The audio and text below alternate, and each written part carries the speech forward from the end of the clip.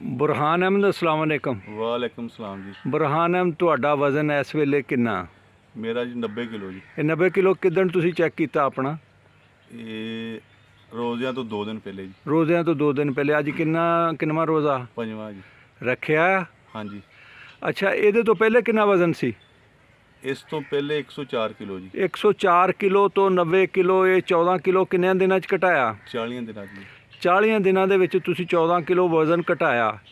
ਕਿਹੜੀ ਕਿਹੜੀ ਦਵਾਈ ਖਾਧੀ ਹੈ? दवाई तो कोई नहीं खाधी जी। ਹਾਂ। बस खाण पीण का परहेज किया जी ਅੱਛਾ, ते वाक की है जी। ਖਾਣ ਪੀਣ ਦਾ ਕੀ ਪਰਹੇਜ਼ ਕੀਤਾ? एक रोटी सवेर नूं खाई दी है जी ਅੱਛਾ, ते दोपहर नूं जी सलाद वगैरह जी। ਇਹ ਰੋਜ਼ਿਆਂ ਤੋਂ ਪਹਿਲੇ ਦੀ ਰੁਟੀਨ ਹੈ? ਹੁਣ ਤਾਂ ਤੁਸੀਂ ਰੋਜ਼ੇ ਰੱਖਦੇ ਆ। पहले दी रूटीन है। ਅੱਛਾ, ਦੁਪਹਿਰ ਨੂੰ ਸਲਾਦ ਦੇ ਵਿੱਚ ਕੀ ਹੁੰਦਾ ਸੀ? खीरा खा लिया जी, सेब खा लिया, कोई भी इस तरह की मरूद खा लिया जी, ਅੱਛਾ हल्का फुल्का जी। ते रात नूं एक रोटी जी। ਯਾਰ, ਭੁੱਖ ਨਹੀਂ ਲੱਗਦੀ? ਪਹਿਲੇ ਲੱਗਦੀ ਸੀ ਜੀ ਹਾਂ। ਤੇ ਭੁੱਖ ਲੱਗੇ ਵੀ ਤੇ ਬਸ ਇੱਕ ਬਣਾ ਲਈ ਰੁਟੀਨ ਦੀ। ਇੱਕ ਰੋਟੀ ਸਵੇਰ, ਇੱਕ ਸ਼ਾਮ, ਦੁਪਹਿਰ ਨੂੰ ਕੋਈ ਖੀਰਾ ਵਗੈਰਾ, ਹਾਂਜੀ। ਤੇ ਕੋਈ ਚਾਹ, ਕੋਈ ਲੱਸੀ, ਕੋਈ ਪਾਣੀ? ਲੱਸੀ ਪਾਣੀ ਪੀਦਾ ਜੀ। ਲੱਸੀ ਪਾਣੀ ਪੀਣਾ ਕਿੰਨਾ ਕੁ ਪੀਣਾ?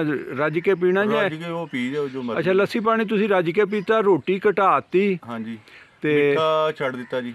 ਅੱਛਾ, ਮਿੱਠਾ ਛੱਡ ਦਿੱਤਾ, ਚੌਲ ਛੱਡ ਦਿੱਤੇ ਜੀ, ਚੌਲ ਛੱਡ ਦਿੱਤੇ, ਬੋਤਲ ਛੱਡ ਦਿੱਤੀ ਜੀ। ਬੋਤਲ ਕੋਲਡ ਡਰਿੰਕ ਇਹ ਤਾਂ ਵੈਸੇ ਹੀ ਛੱਡ ਦੇਣੀ ਚਾਹੀਦੀ ਹਰ ਬੰਦੇ ਨੂੰ। ਅੱਛਾ, ਹਾਂਜੀ, ਬਾਕੀ ਆਪਣਾ ਠੀਕ ਹੈ ਜੀ। ਯਾਨੀ ਇੱਕ ਤੁਸੀਂ ਮਿੱਠਾ ਛੱਡਿਆ, ਮਿੱਠੇ ਦੇ ਵਿੱਚ ਚੀਨੀ ਛੱਡੀ ਜਾਂ ਗੁੜ ਸ਼ੱਕਰ ਹਰ ਸ਼ਾਈ? ਚੀਨੀ ਜੀ। ਚੀਨੀ ਛੱਡ ਦਿੱਤੀ। ਗੁੜ ਕਿੰਨਾ ਕੁ ਖਾਂਦੇ ਰਹੇ ਨੇ? ਗੁੜ ਵੀ ਉਹ ਬਸ ਹੁਣ ਛੱਡ ਹੀ ਦਿੱਤੀ ਹੈ ਜੀ। ਮਿੱਠਾ ਛੱਡ ਦਿੱਤਾ ਜੀ। ਹੁਣ ਦਿਲ ਹੀ ਨਹੀਂ ਕਰਦਾ। ਔਰ ਚੌਲ ਛੱਡ ਦਿੱਤੇ। ਹਾਂਜੀ। ਚੌਲ ਤੇ ਵੈਸੇ ਵੀ ਜਿਹੜਾ ਸਾਡਾ ਖਿੱਤਾ ਨਾ, ਜਿੱਥੇ ਕਿ ਅਸੀਂ ਬੈਠੇ ਭਾਲੀਕੇ ਤੋਂ ਜਨੂਬ ਔਰ ਮਗਰਬ ਵਾਲੀ ਸਾਈਡ ਤੇ, ਇਹਨਾਂ ਦੇ ਖੁਰਾਕ ਹੀ ਨਹੀਂ, ਇਹ ਤਾਂ ਕਾਲਰ ਵਾਲਿਆਂ ਦੀ ਖੁਰਾਕ ਆ, ਨਿਰੀ ਖੰਘ ਆ। ਪਤਾ ਨਹੀਂ ਲੋਕ ਕੱਲ੍ਹ ਹੀ ਖਾਂਦੇ ਆ। ਅੱਛਾ, ਇਹ ਚੌਲ ਜਿਹੜੇ ਆ ਇਹ ਛੱਡੇ ਤੁਸੀਂ, ਖੰਡ ਛੱਡ ਦਿੱਤੀ ਤੇ ਕੋਲਡ ਡਰਿੰਕਸ ਛੱਡ ਦਿੱਤੀ। ਹਾਂਜੀ। ਤੇ ਖੰਡ ਛੱਡ ਦਿੱਤੀ ਤੇ ਫਿਰ ਮਸ਼ਰੂਬਾਤ ਸਾਰੇ ਮਿੱਠੇ ਛੱਡ ਦਿੱਤੇ। ਹਾਂਜੀ। ਰੋਟੀ ਖਾਓ, ਸਲਾਦ ਖਾਓ, ਫਲ ਖਾਓ। ਉਸ ਤੋਂ ਇਲਾਵਾ ਵਾਕ ਜੀ। ਅੱਛਾ, ਵਾਕ ਵੀ ਕਰਦੇ ਆ? ਹਾਂਜੀ, ਤਕਰੀਬਨ 8 ਕਿਲੋਮੀਟਰ ਰੋਜ਼ ਜੀ। ਉਹ ਰੋਜ਼ ਨੱਸਦੇ ਕਿ ਪੈਦਲ ਚੱਲਦੇ ਆ? ਪੈਦਲ ਹੀ ਚੱਲਦਾ ਜੀ। 8 ਕਿਲੋ ਰੋਜ਼ ਦੀ ਵਾਕ ਕੀਤੀ। ਹਾਂਜੀ। ਡਾਈਟ ਕੰਟਰੋਲ ਕੀਤੀ। ਦਵਾਈ ਵਾਕਿਆ ਹੀ ਕੋਈ ਨਹੀਂ ਖਾਧੀ? ਨਹੀਂ ਜੀ, ਕੋਈ ਨਹੀਂ ਖਾਧੀ। ਤੇ ਇਹ ਤਾਂ ਮੈਂ ਵੀ ਦੇਖ ਰਿਹਾ, ਚੰਗਾ ਢਿੱਡ ਲਟਕਿਆ ਹੁੰਦਾ ਸੀ ਜਿੱਦਾਂ ਮਟਕਾ ਆ, ਤੇ ਹੁਣ ਤੁਹਾਡਾ ਠੀਕ ਹੋ ਗਿਆ। ਤੇ ਬਹੁਤ ਇਹ ਤੇ ਜੀ ਆਸਾਨ ਆ, ਸਿਰਫ ਰੈਗੂਲਰਿਟੀ, ਪੰਕਚੁਅਲਿਟੀ ਇਹ ਹੋਣੀ ਚਾਹੀਦੀ ਆ। ਵਾਕ 'ਚ ਨਾਗਾ ਵੀ ਕਰ ਲੈਂਦੇ ਆ? ਨਹੀਂ ਜੀ। ਹਾਂ, ਨਾਗਾ ਨਹੀਂ ਹੋਣਾ ਕੋਈ ਚਾਹੀਦਾ। ਨਾਗਾ ਨਹੀਂ, ਨਾ ਵਾਕ 'ਚ ਜੀ। ਹਾਂਜੀ। ਨਾ ਜੇ ਭੁੱਖ ਲੱਗੀ ਵੀ ਹੋਵੇ ਨਾ ਜੀ, ਇੱਕ ਰੋਟੀ ਵੱਧਦੀ, ਹਾਂ, ਇੱਕੋ ਹੀ ਖਾਣੀ ਹੈ ਜੀ।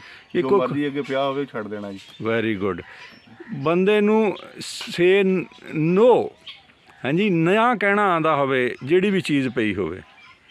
ਠੀਕ ਹੈ ਬੁਰਹਾਨ ਸਾਹਿਬ, ਬਹੁਤ ਬਹੁਤ ਸ਼ੁਕਰੀਆ ਤੁਹਾਡਾ। ਇਹ ਇੰਟਰਵਿਊ ਬਹੁਤ ਸਾਰੇ ਨੌਜਵਾਨਾਂ ਵਾਸਤੇ ਮਸ਼ਲੇ ਰਾਹ ਹੋਏਗਾ।